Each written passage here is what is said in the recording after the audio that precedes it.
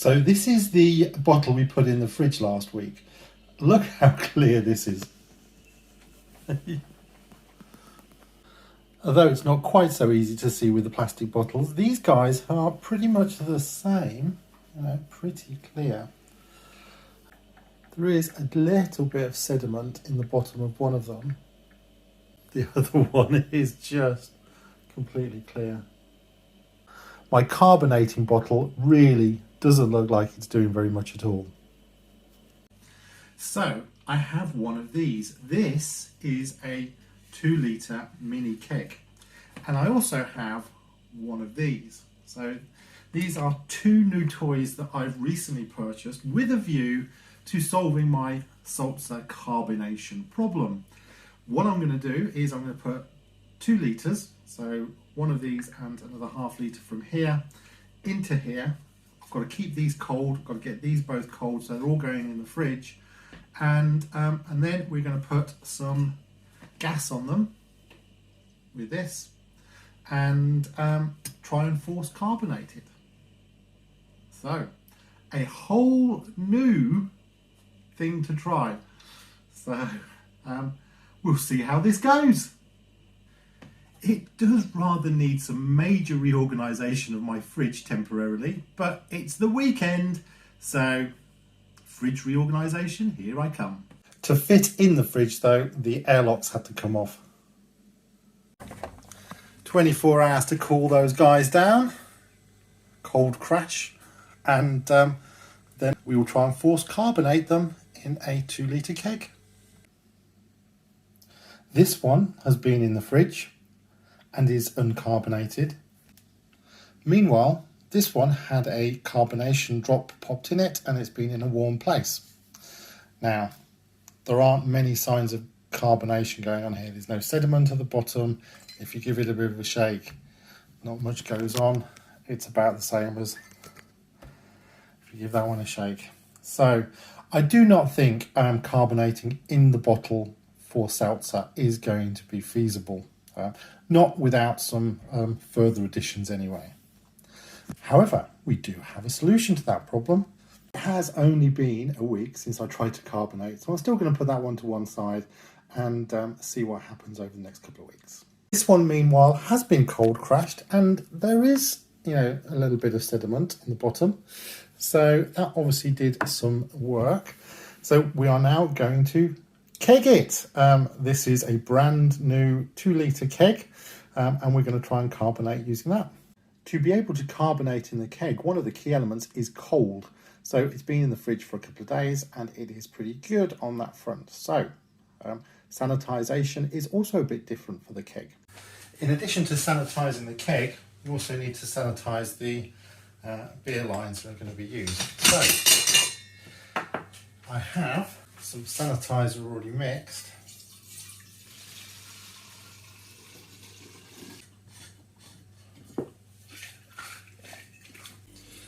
So this is our main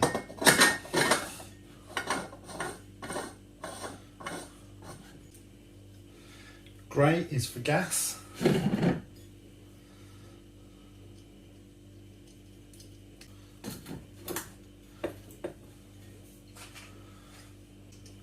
Black is for beer.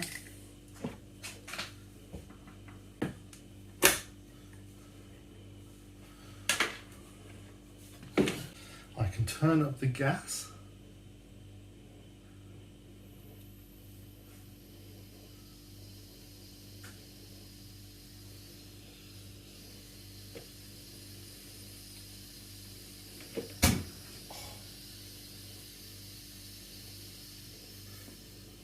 Sounds like that's just leaking from somewhere. Maybe not.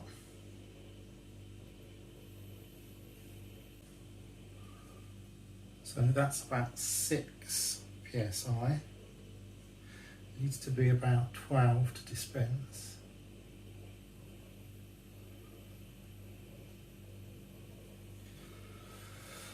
So when I dispense now, it should flush sanitizer all the way through all of these lines. And seems to be working. pressure's gone down.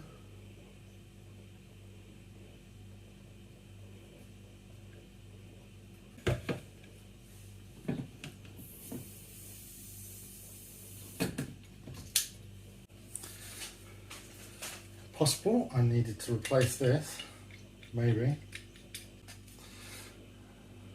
Turned off.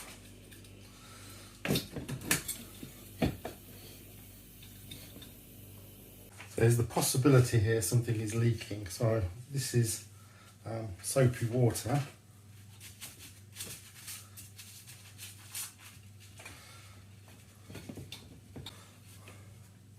So we should be able to see bubbles. There's a leak somewhere.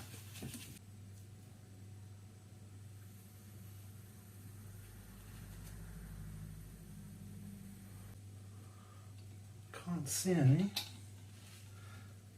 Maybe it's just supposed to make that sound.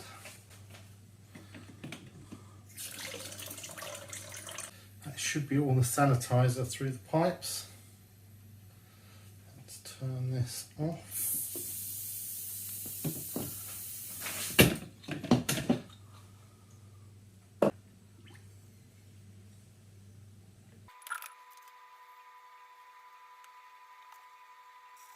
We are going to flavour today, so I just need to have a taster.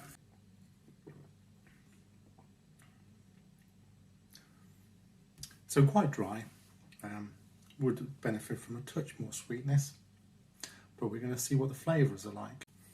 This is the cherry.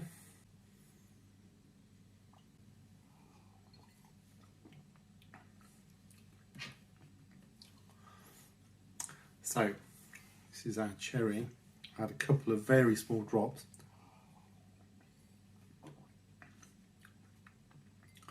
Yeah, the cherry takes the some of the dryness away. So I don't need to add sugar. I just need to add an amount to be confirmed of the cherry, which we'll have to work out as we go along.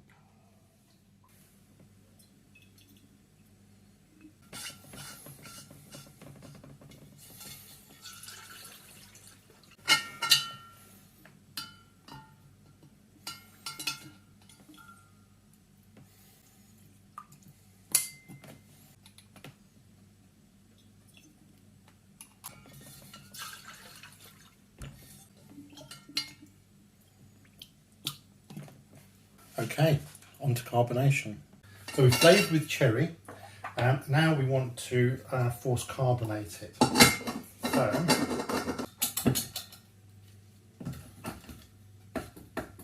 we will have to bring the PSI up a bit higher. I'm going to bring it up to 10.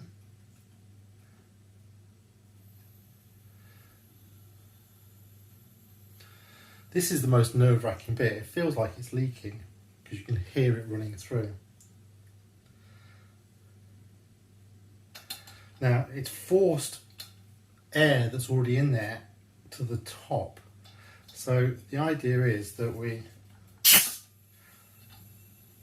let a bit out, which forces the air out, then we can start to carbonate.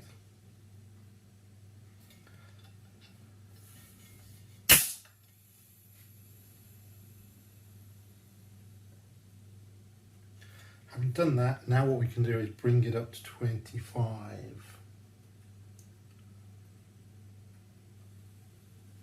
Okay, so the PSI is 25. This is pretty cold, you can feel how cold it is. So the reason for lying it down is because it creates a greater surface area for trying to force carbonate.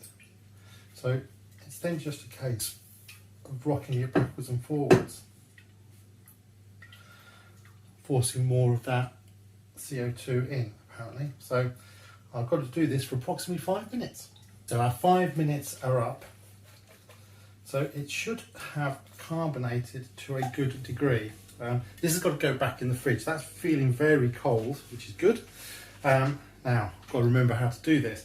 So under normal circumstances, it would carbonate over a longer period of time at 20 psi. So I need to bring this down a little bit.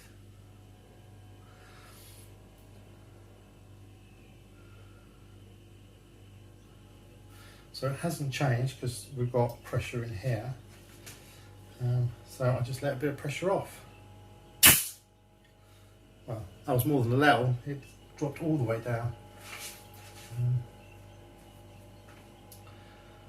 So, bring it back up slowly. Good, so that's at 20 psi now. Should be like, theoretically, 75% carbonated, but got one more step.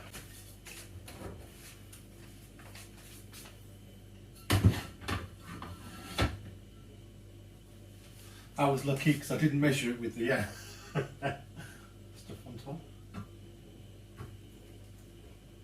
That's it for now.